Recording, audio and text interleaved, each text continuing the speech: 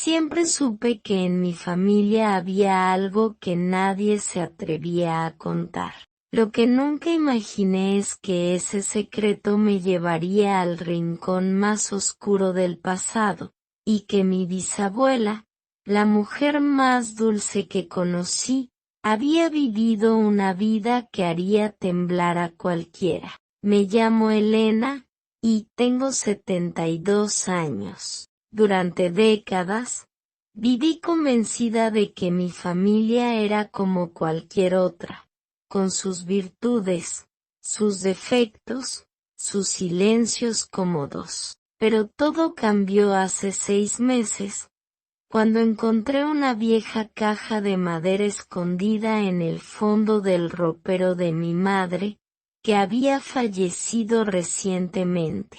En ella, había cartas, fotografías en sepia, y un diario. El diario de mi bisabuela Clara. Clara había muerto cuando yo era una niña. La recordaba como una anciana menuda, siempre vestida de negro, con manos temblorosas pero voz firme. Era silenciosa, pero cuando hablaba, todos callaban. Nadie hablaba mucho de su vida antes de ser bisabuela. Era como si el tiempo anterior a su vejez estuviera prohibido. Esa noche, con la caja sobre mis piernas y el corazón latiendo fuerte, empecé a leer el diario. Mi nombre es Clara Martínez. Nací en 1898, en un pueblo donde las mujeres aprendían a callar antes que a leer.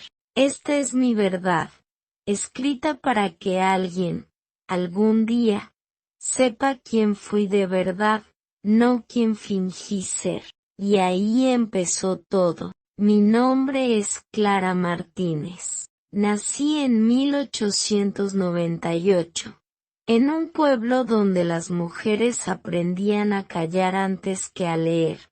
Fui la tercera hija de una familia de agricultores. En mi casa no había libros, ni tiempo para juegos. La tierra era lo único que importaba, y lo que uno sentía no tenía espacio. Mi padre era un hombre rígido, de esos que hablaban poco pero gritaban mucho. Mi madre, una sombra, una mujer que aprendió a no mirar a los ojos, ni a levantar la voz, ni a soñar. Desde pequeña entendí que mi destino no era mío. A los 12 años ya sabía cocinar, coser, ordeñar y callar. Y a los 14, me dijeron que me casaría. Es un buen partido, Clara, dijo mi madre mientras alisaba mi vestido de domingo. Tiene tierras, vacas, y te protegerá. Protegerme. Esa palabra me causaba un nudo en el estómago. No conocía al hombre del que hablaban. Solo sabía que era casi 30 años mayor, viudo, con 2 hijos pequeños. Cuando lo vi por primera vez, me pareció más un tío que un pretendiente. Sus manos eran gruesas, su mirada pesada, y su sonrisa me dio miedo. Mi boda fue sencilla. Unos panés, vino casero y caras que fingían alegría. Nadie me preguntó si quería. Nadie lo hizo nunca. Poco después de la boda, Clara fue llevada a la casa del hombre. Aislada, sin contacto con su familia, comenzó a vivir una rutina que parecía una sentencia. La casa no tenía ventanas grandes. Todo era oscuro, como si hasta el sol tuviera miedo de entrar. Las primeras semanas fueron de silencio. Él hablaba poco, pero cuando lo hacía, era para dar órdenes. Me llamaba niña o mujer, nunca Clara. Yo obedecía, no porque quería, sino porque no conocía otra forma de sobrevivir. Los hijos de su primer matrimonio, 2 varones de 10 y 8 años, me miraban con desprecio. Para ellos, yo no era una madre, ni siquiera una figura familiar. Era una intrusa. Uno de ellos una vez escupió en mi sopa. El otro me llamó usurpadora. Él no dijo nada. Solo se sirvió y comió en silencio. Mi primer castigo llegó la 3.ª semana. Me demoré con la leche de la vaca. Él no gritó, solo tomó mi muñeca con fuerza y me empujó contra la pared. El golpe fue seco. No dolió tanto el cuerpo como el alma. Ahí entendí que esa casa no era un hogar. Era una prisión. Pasaban los meses y yo cambiaba. Dejé de llorar. Aprendí a leer sus pasos, a conocer su humor por el sonido de la puerta. A veces venía con olor a vino, y esas noches eran las peores. Me decía que una mujer debe aprender su lugar, y su forma de enseñar era con miedo. Tuve mi primer hijo a los 16, un varón. Lo abracé con lágrimas que no sabía que tenía guardadas, pero no lloraba de felicidad, lloraba de miedo. ¿Y si crecía como su padre?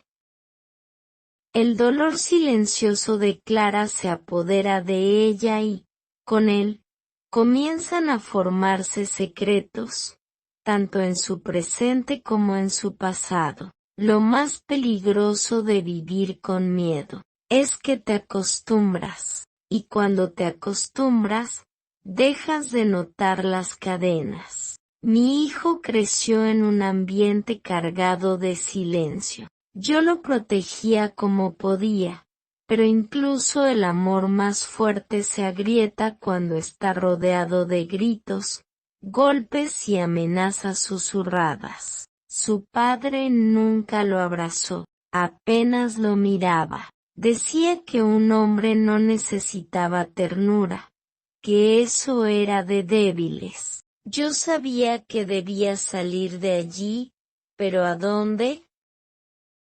¿Con qué medios? Tenía apenas 18 años, un niño en brazos y ningún apoyo. Mis padres nunca más me escribieron. Supuse que preferían creer que yo había tenido una buena vida con el hombre que ellos eligieron para mí. Pasaron los años. Tuve 3 hijos más, 4 en total. Aprendí a moverme en la oscuridad, a calmar los llantos antes de que llegaran a sus oídos, a fingir sonrisas en la calle, a maquillar los moretones con polvos baratos y excusas bien ensayadas. Y un día, buscando unas mantas viejas en el desván, encontré una caja. No era mía. Estaba oculta tras unas tablas sueltas. Adentro, cartas antiguas, recortes de periódico amarillentos, y una foto. Era una mujer. Su rostro me era familiar. Tenía mis ojos, pero más vivos, más rebeldes. En una de las cartas, le escribía a alguien que firmaba como él. Las palabras hablaban de huida, de un amor prohibido, de miedo a ser descubierta. La fecha era de 1911. Era mi bisabuela. Y esa caja era su secreto. Este descubrimiento cambia el curso de la vida de Clara y la historia de la familia. Cuando una mujer se atreve a contar lo que otros quisieron enterrar, comienza la verdadera revolución. No pude dormir esa noche. Me pasé horas leyendo y releyendo esas cartas. Mi bisabuela se llamaba Amalia, y por lo que contaba en sus escritos, había estado comprometida con un hombre importante de la ciudad, un político respetado y casi 20 años mayor, pero en sus cartas, hablaba de otro hombre, uno sin apellido, sin fortuna, pero con quien decía haber conocido el amor real por primera vez. Amalia fue obligada a casarse para limpiar el apellido después de que corriera un rumor sobre ella y su amante. La encerraron durante semanas. En una de las cartas más arrugadas, narraba con rabia cómo fue llevada casi a rastras al altar, como su madre no la miró a los ojos durante la ceremonia, y cómo, tras casarse, su marido se convirtió en su carcelero. Las palabras eran demasiado parecidas a las mías, a las que nunca me había atrevido a escribir. Entre los recortes de periódico había uno que me heló la sangre. Un incendio, una mujer desaparecida. El titular decía: esposa de reconocido juez se pierde en el fuego. Se presume muerta. La fecha coincidía con la última carta, pero algo me decía que no había muerto. Había detalles, frases codificadas en los últimos párrafos que parecían pistas. Una decía: si un día alguien encuentra estas palabras, que sepa que el fuego no me consumió, solo me hizo libre. Esa frase me perseguía. Era como si mi bisabuela me hablara desde el pasado, como si, a través de esas líneas, me estuviera diciendo: corre, aún puedes. No hagas lo que yo hice. No calles como yo callé. Y por primera vez en años, consideré irme. No sabía cómo, ni a dónde, pero su historia me había despertado.